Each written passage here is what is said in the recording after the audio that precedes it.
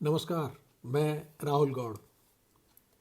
शैलेश मटियानी की 1987 में लिखी लंबी कहानी अर्धांगिनी का छठा भाग लेकर फिर उपस्थित हूँ।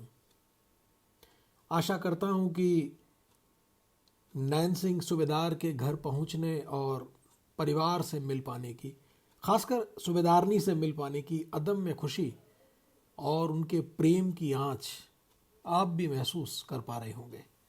अब आगे। कल और भी क्या हुआ था? उधर बाबू देवी जागरण में है और इधर सूबेदारनी के साथ का एक एक दिन बाइस्कोप के चित्रों की तरह आंखों के सामने हुआ जा रहा है कि कौन सा सूबेदारनी के साथ कितना बीता और कितना खेतों, कितना जंगल और नदी बावड़ी में, कितना एक बगल सूबेदारनी है, दूसरी बगल भिमुआ या रमुआ। सूबेदार कह रहे हैं भिमुआ की अम्मा, सूबेदारनी रमुआ के बाबू।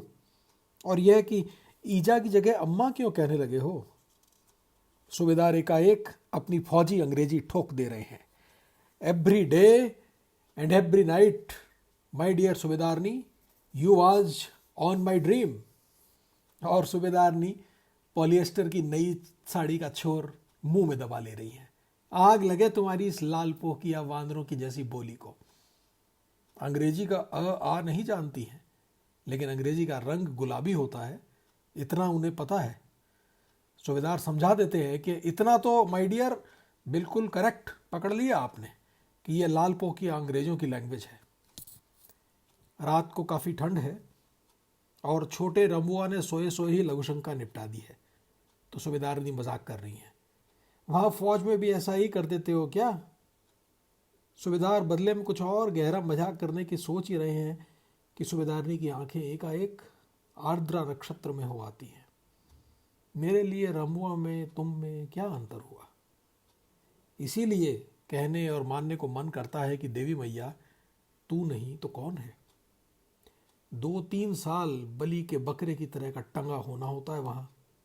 और कौन है वहाँ जिससे बातें करते, खुद के ऊंचे ऊंचे पर्वत शिखरों पर आसीन होने और साथ में किसी के अपने में से ही झरने की तरह फूट या नीचे नदी की तरह बह रहे होने की प्रतीति हो, जहाँ सिर के ऊपर जाने ससुरे कितने कप्तान, कर्नल, जर्नल लदे रहते हैं, वहाँ सूबेदार की औकात क्या होती है।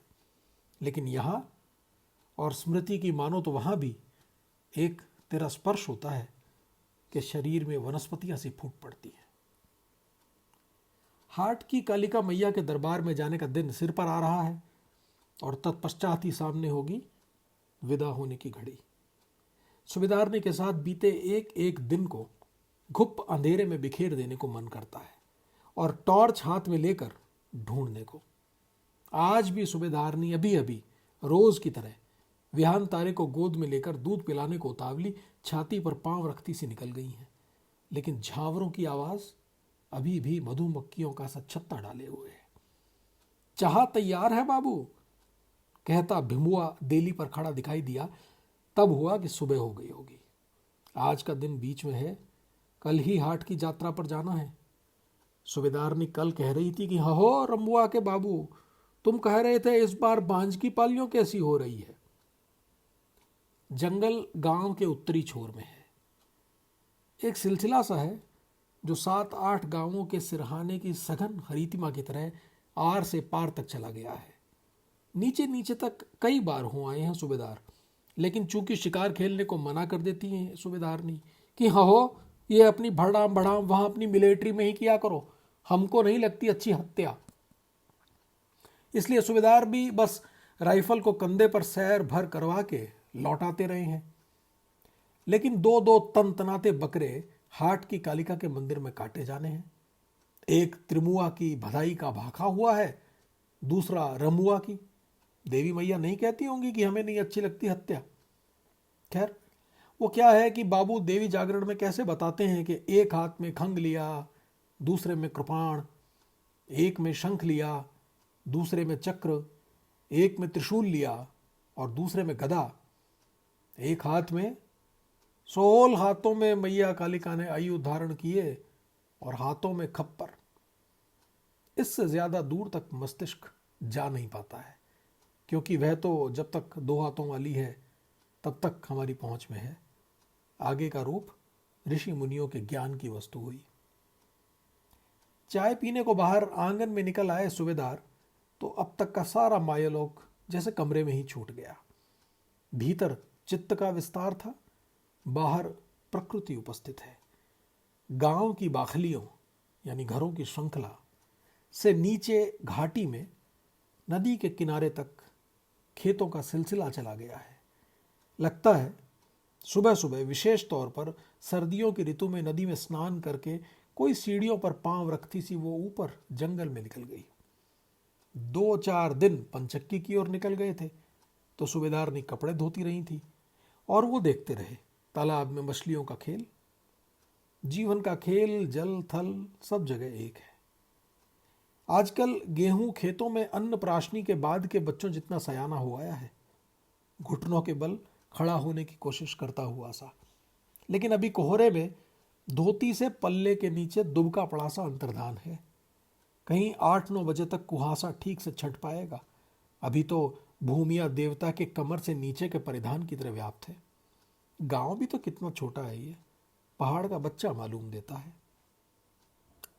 10 बजे तक में सबको खिला पिलाकर सूबेदारनी ने सीढ़ी के पत्थर पर दराती को धार लगाना शुरू किया तो सूबेदार भी वर्दी में हो लिया। खूंटी पर से उतार कर राइफल कंधे पर रखी, हवाई बैग में टेप रिकॉर्डर, कैमरा और सिगरेट का डिब्बा रखा और चल पड़े। आंगन से लेकर जंगल की तरफ वाली पगडंडी में परिचितों बिरादरों से राम राम, पाए लागो, जीते रहो निपटाते हुए पूर्ण एकांत होते में ही सिगरेट का एक जोरों का कश लिया। फिर थोड़ा रुक कर पीछे पीछे आती सूबेदारनी को बराबरी पर रोकते हुए कंधे पर हाथ रख दिया। आज आपको बहुत जी जान से गाकर सुना देनी है न्योली माय डियर। घर में और खेतों में वॉइस दबवा दी थी आपने, अब तो चला चली का वक्त है। कल पूजा हो जानी है, बस 2-4 दिन और बासा मानी है, फिर वही आफ्टर मिनिमम 2 और 3 आवर्स वाली बात गई। आप उस न्योली को जरूर गाना आज अपने फुल वॉल्यूम में। काटते काटते फिर पाल्योता जाता है बाज का जंगल, द फॉरेस्ट ऑफ मिरेकल्स। सूबेदार ने कुछ नहीं बोली, प्रकृति बनी रही। लगभग 1 मील के बाद अरण्य का संपूर्ण व्रत वनस्पतियों से भरी झील हो गया। दूर दूर गाय बकरियां चरती दिखाई दे रही थी और कुछ औरतें बांझ फ्रल्यान्ट के पल्लव बटोरती। सूबेदारनी को इतना संकोच तो था कि पहले साथ साथ जाने वाली औरतें जहां और जब आमना सामना होगा मजाक जरूर उड़ाएंगी, लेकिन इनका संग तो सदैव का है। सूबेदार का कहाँ, ये तो फूल की तरह खिले और वो भी 2-3 वर्षों में एक बार, 1 आध महीना अपने संग संग हमें भी खिलाए रहे। और फिर अचानक एक दिन आंख ओझल। अब जंगल तो रेशा रेशा जाना हुआ है, एकांत ढूंढते में ज्यादा समय नहीं लगा। सूबेदार बच्चा हो गए कि पालियों कटे न कटे, न्योली पहले निपटानी है। चौरस जगह टोहकर सूबेदारनी अपने नए रंगीन घाघरे को ठीक से फैलाती बैठ गई। हरी क्रेप के घाघरे में लाल रंग की गोट है, कमर में धोती का पीताम्बरी फेंटा है, पिठां अक्षत माथे पर ऐसे हैं जैसे गर्भ से ही साथ हो। नाक में चंदकों वाली 3 तोले की बाएं कान के पास तक का स्थान घेरती नथ है, कानों में सोने की मुद्रिकाएं, गले में मोती माला, काला चरेवा और गुलूबंद है, हाथों में पहुंचियां और पांवों में झावर। पूरे आभूषण धारण किए हैं आज नैना सूबेदार के आग्रह पर। एक हाथ में दराती है, दूसरे में अभी तक बांझ फ्रल्यान्ट के पल्लव रखने का जाल था, अब उसमें रंग बिरंगे फुन्नों वाला धमेला है। क्या रूप है, क्या रंग है। ये था भाग 6। इस बार मुझे मित्र अभिजीत और पुनीत माथुर के प्रशंसा के संदेश मिले, आपका धन्यवाद। सुनते चलें और मज़ा आए तो साथ में साझा भी करते चलें। अपना विशेष ध्यान रखें। भाग 7 में फिर मुलाकात होती है, तब तक के लिए इजाज़त। धन्यवाद, नमस्कार।